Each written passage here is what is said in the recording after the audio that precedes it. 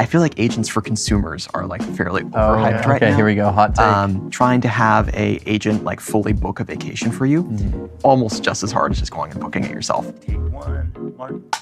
Today we're going behind the scenes on one of our recent blog posts, Building Effective Agents. I'm Alex, I lead Cloud Relations here at Anthropic. I'm Eric, I'm on the research team at Anthropic. I'm Barry, I'm on the Applied AI team. I'm gonna kick us off here. For viewers just jumping in, what's the quick version of what an agent actually is? I mean, there's a million definitions of it. And why should a developer or somebody that's actually building with AI care about these things? Eric, maybe we can start with you. Sure. Yeah, so I think something we explored in the blog post is that, first of all, a lot of people have been saying everything is an agent, referring to almost anything more than just a single LLM call. One of the things we tried to do in the blog post is really kind of separate this out of like, hey, there's workflows, which is where you have a few LLM calls chained together. And really what we think an agent is where you're letting the LLM decide sort of how many times to run. You're having it continuing to loop until it's found a resolution. And that could be talking to a customer for customer support. That could be iterating on code changes, but something where like you don't know how many steps it's going to take to complete. That's really sort of what we consider an agent. Interesting. So in the definition of an agent, we are letting the LLM kind of pick its own fate and decide what it wants to do, what actions to take, instead of us predefining a path for it. Exactly. It's more autonomous, whereas a workflow, you can kind of think of it as like a workflow, or sort of like it's on rails through a fixed number of steps. I see. So this distinction, I assume this was the result of many, many conversations with customers and working with different teams and even trying things ourselves. Barry, can you speak more to maybe what that looks like as we got to create this divide between a workflow and an agent, and what sort of patterns surprised you the most as you were going through this? Sure. Honestly, I think all of this kind of evolved as like model got better and like teams got more sophisticated. We both work with a large number of like customers who are very sophisticated, and we kind of went from like having a single LLM to having a lot of LLMs, and like eventually having like LLMs orchestrating themselves. So like one of the reasons why we decided to create this distinction is because we start to see these two distinct patterns where you have workflows that's pre-orchestrated by code, and then you also have agent, which is like a simpler but complex in other sense, like different shape that we're starting to see. Really, I think like as the models and all of the tools start to get better, agents are becoming more and more prevalent and more capable. And that's when we decided like, hey, this is probably a good time for us to like give a formal definition. So in practice, if you're a developer implementing one of these things, what would that actually look like in your code as you're starting to build this? Like the differences between, like maybe we actually go down to like the prompt level here. What does an agent prompt to look like, or flow, and what does like a workflow look like? Yeah, so I think a workflow prompt looks like you have one prompt, you take the output of it, you feed it into prompt B, take the output of that, feed it into prompt C, and then you're done. Kind of there's this straight line, fixed number of steps. You know exactly what's going to happen. And maybe you have some extra code that sort of checks the intermediate results of these and makes sure they're okay. But you kind of know exactly what's going to happen in one of these paths. And each of those prompts is sort of a very specific prompt, just sort of taking one input and transforming it into another output. For instance, maybe one of these prompts is taking in the user question and categorizing it into one of 5 categories, so that then the next prompt can be more specific for that. Okay. In contrast, an agent prompt will be sort of much more open-ended and usually give the model tools or multiple things to check and say, hey, here's the question, and you can do web searches, or you can edit these code files or run code, and keep doing this until you have the answer. I see. So there's a few different use cases there. That makes sense as we start to arrive at like these different conclusions. I'm curious, as we've now kind of covered at a high level how we're thinking about these workflows and agents and talking about the blog post, I want to dive even further behind the scenes. Were there any funny stories, Barry, of like wild things that you saw from customers that were interesting or are just like kind of far out there in terms of how people are starting to actually use these things in production? Yeah, this is actually from my own experience, like building agents. I joined like about a month before the Sonnet V2 refresh, and one of my onboarding tasks was to like run OS World, which was a computer US benchmark. And for like a whole week, me and this other engineer were just staring at these like agent trajectories that were like counterintuitive to us. And then, well, like, we weren't sure like why the model was making the decision it was, given the instructions that we gave it. So we decided like we're gonna act like Claude and put ourselves in that environment. So we would do this really silly thing where we close our eyes for like a whole minute, and then we like blink at the screen for a second, and we close our eyes again and just think like, well, I have to write Python code to operate in this environment. What would I do? And suddenly it made a lot more sense. And I feel like a lot of like agent design comes down to that. It's like there's a lot of context and a lot of knowledge that the model maybe not like does not have, and we have to be empathetic to like the model. And we have to like make a lot of that clear in the prompt, in the tool description, and in the environment. I see. So a tip here for developers is almost like to act as if you are looking through the lens of the model itself in terms of like, okay, what would be the most applicable instructions here? Yeah. How is the model like seeing the world, which is very different than how like we operate as a human, I guess, with additional context. Eric, I'm curious if you have any other stories that you've seen. Yeah, I think actually my in a very similar vein, I think a lot of people really forget to do this. And I think maybe the funniest things I see is that people will put a lot of effort into creating these really beautiful, detailed prompts. And then the tools that they make to give the model are sort of these incredibly bare bones, no documentation, like the parameters are named A and B. Yeah. And it's kind of like, an engineer wouldn't be able to work with this as a, work with this as if this was a function they had to use, because there's no documentation. Like how can you expect Claude to use this as well? Right. So kind of it's like that lack of like putting yourself in the model's shoes. And I think a lot of people, when they start trying to use tool use and function calling, they kind of forget that they have to prompt as well. And they think about the model just as a more classical programming system, but it is still a model. And you need to be prompt engineering in the descriptions of your tools themselves. Yeah, I've noticed that. It's like people forget that it's all part of the same prompt. Like it's all getting fed into the same prompt in the context window, and writing a good tool description influences other parts of the prompt as well. So that is like one aspect to consider. Agents is this kind of all the hype term right now. A lot of people are talking about it, and there's been plenty of articles written and videos made on the subject. What made you guys think that now is the right time to write something ourselves and talk a little bit more about like the details of agents? Sure, yeah. I think one of the most important things for us is to be able to explain things well. I think that's like a big part of our motivation, which is like we walk into customer meetings and everything is referred to as a different term, even though they share the same shape. So we thought it would be really useful if we can just have a set of definitions and a set of diagrams and code to explain these things to our customers.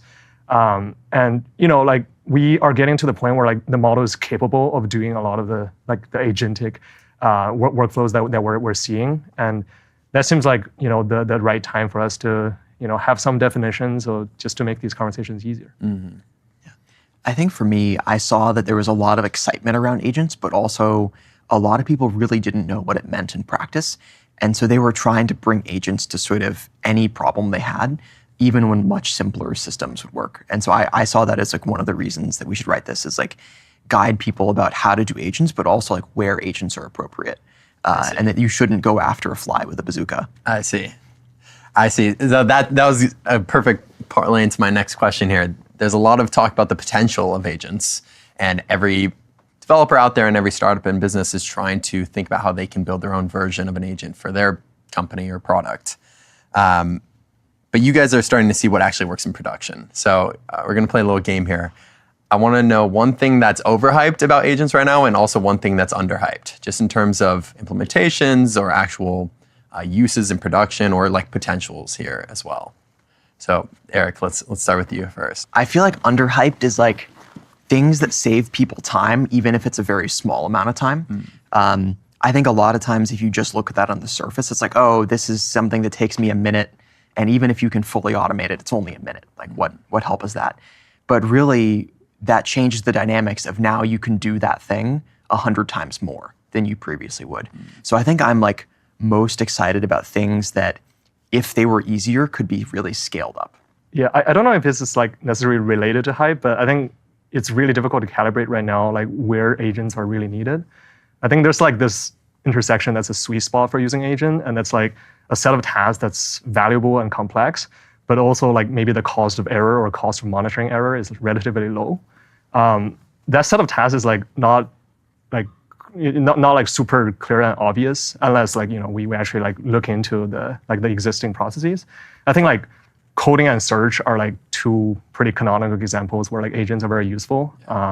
Like take search as an example, right? Like it's a really valuable task. It's very hard to do like deep iterative search, but you can always trade off some like precision for recall and then just get a little bit more documents or a little bit more information than is needed and filter it down.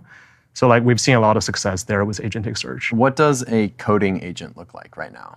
Coding agents, I think, are super exciting because they're verifiable, at least partially. Code has this great property that you can write tests for it, and then you edit the code, and either the tests pass or they don't pass. Now that assumes that you have good unit tests, which I think every engineer in the world can say like we don't. Yeah. But at least it's better than a lot of things. There's no equivalent way to do that for many other fields. So this at least gives a coding agent some way that it can get more signal every time it goes through a loop. So, if every time it's running the tests again, it's seeing what the error of the output is, that makes me think that, the model can kind of converge on the right answer by getting this feedback.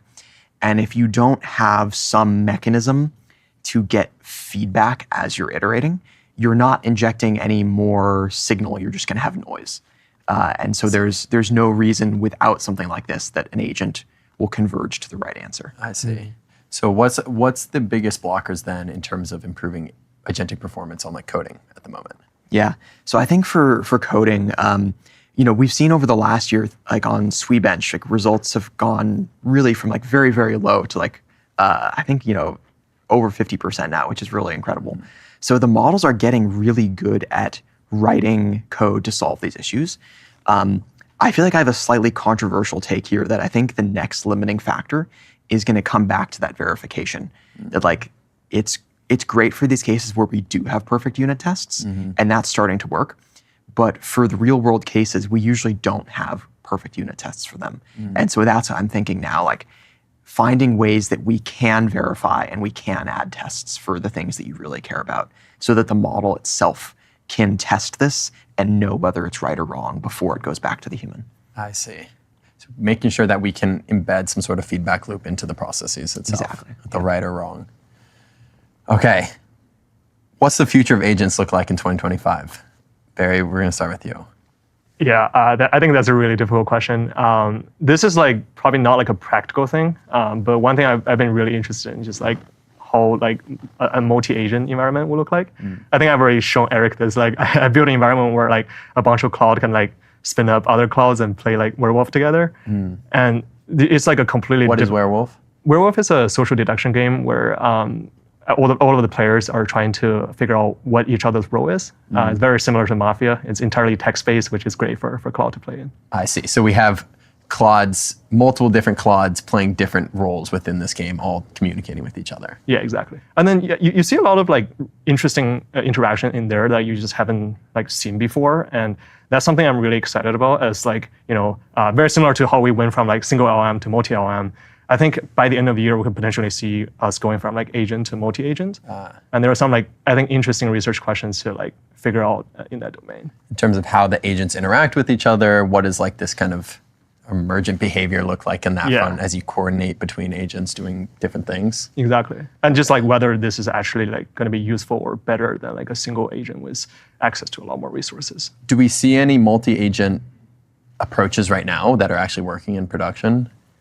I feel like in production, we haven't even seen a lot of like successful single agent. Okay, interesting. But like, this is kind of like a potential extension of like successful agents with the, I guess like improved capabilities of the next couple of generations of models. So this is not advice that everyone should go explore multi-agent environment. It's just, I think like, to understand the model's behavior, like this provides us with a better way to understand model behaviors. I see. Okay, Eric. What's the future of agents in 2025? Yeah, I feel like in 2025, we're going to see a lot of business adoption of agents, starting to automate a lot of repetitive tasks and really like scale up a lot of things that people wanted to do more of before, but were too expensive. You can now 10x or 100x how much you do of these things. I'm imagining things like, every single pull request triggers a coding agent to come and update all of your documentation. Things like that would be cost prohibitive to do before. But once you think of agents as sort of almost free, you can start doing these, adding these bells and whistles everywhere. I think maybe something that's not going to happen yet, going back to like what's overhyped. Yeah. I feel like agents for consumers are like fairly overhyped right now. Okay, here we go. Hot take. Because I think that like we talked about like verifiability. Yeah. I think that for a lot of consumer tasks, it's almost as much work to sort of fully specify your preferences and what the task is as to just do it yourself. And it's very expensive to verify.